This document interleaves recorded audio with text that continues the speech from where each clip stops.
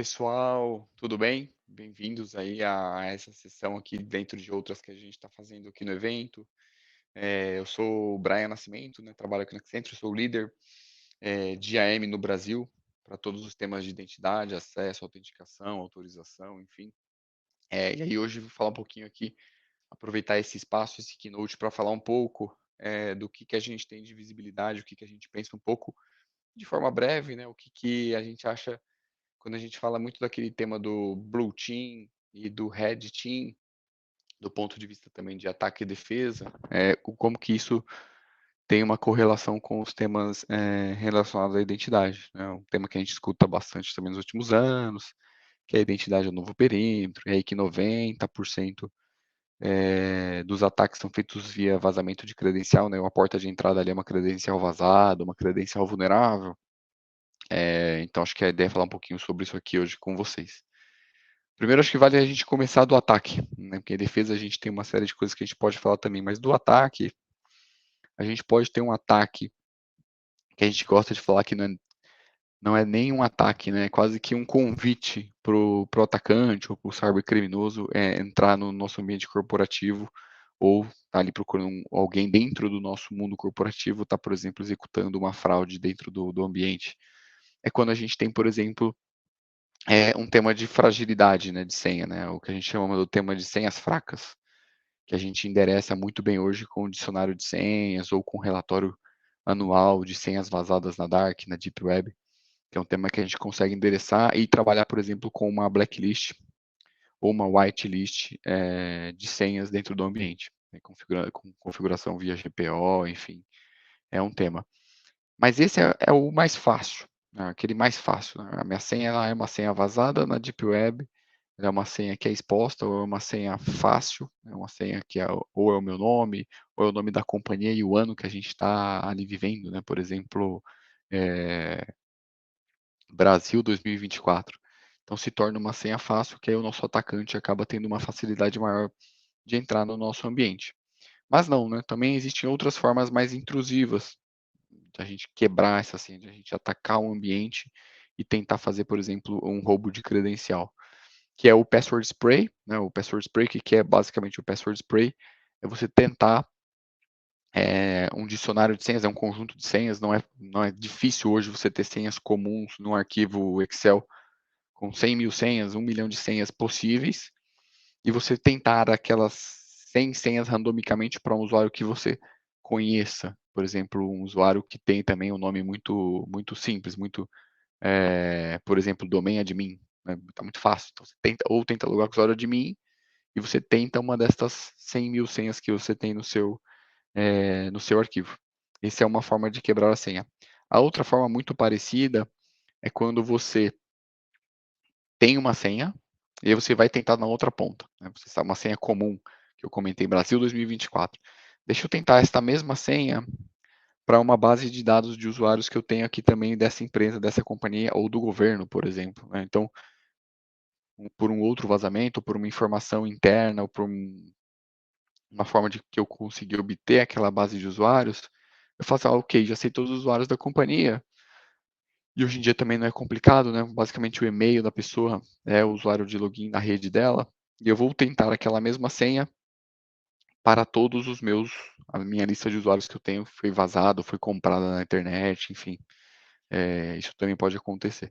Então essa é uma forma, né? Essa é uma forma que ela é comum, né? E aí qual é a implicação disso?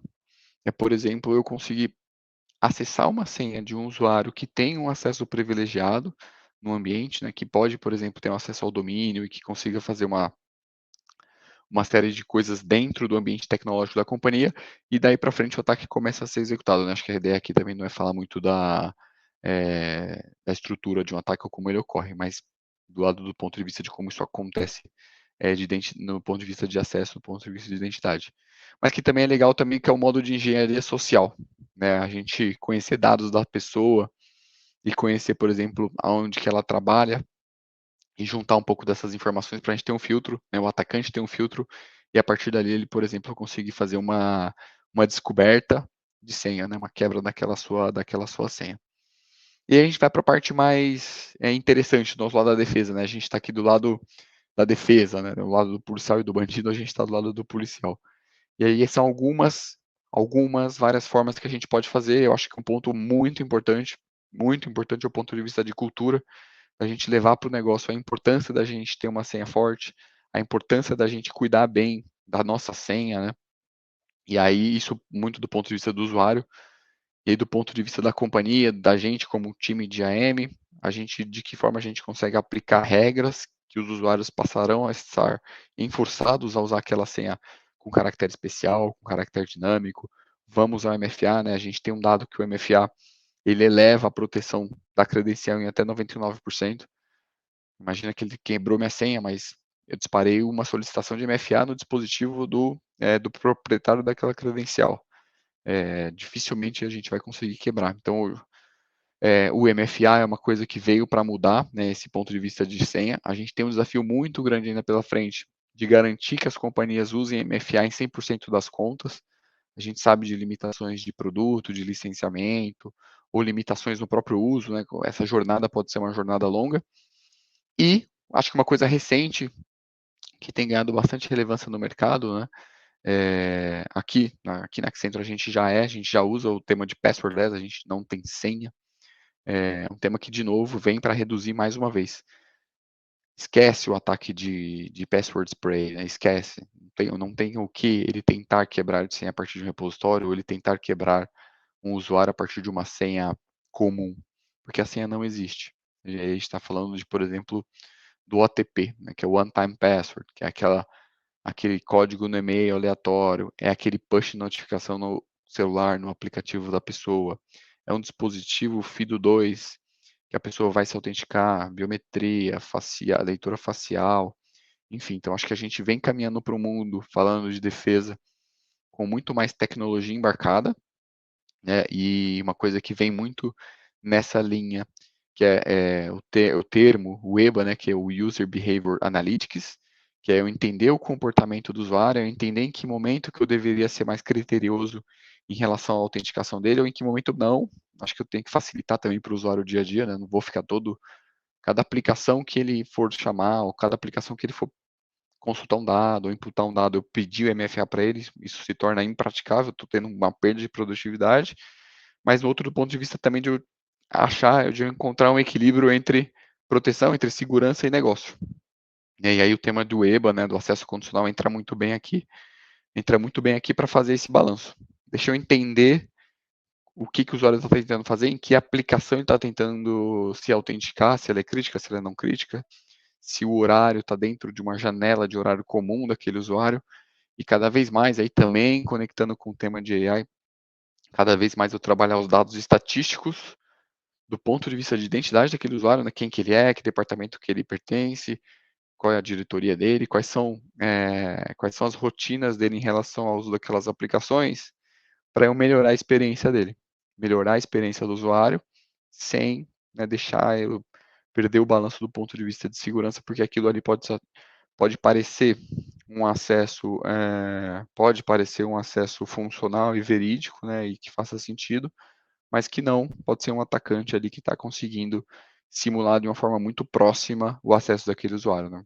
A gente sabe que pode acontecer, por exemplo, da pessoa estar dentro da nossa casa, no home office ou dentro da companhia, acessando o nosso computador no nosso horário de trabalho, em uma aplicação que a gente usa no dia a dia, e aí imagina, né, quando está ficando difícil para a gente entender que aquele comportamento é um comportamento anômalo. Não é, né? É um comportamento comum.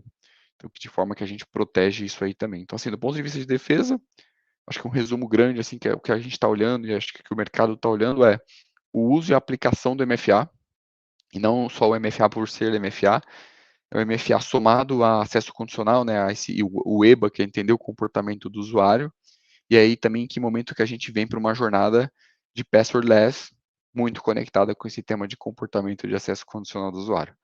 Tá? Acho que esse é o que a gente tem mais na cabeça aqui do ponto de vista de defesa. Acho que é legal a gente deixar essa mensagem, beleza? Então, aí, obrigado pelo tempo. Acho que a gente pode bater um papo maior depois também sobre o assunto. Eu acho o assunto super interessante e relevante, com certeza. E obrigado pela participação aqui nos nossos 10 minutinhos. Um abraço.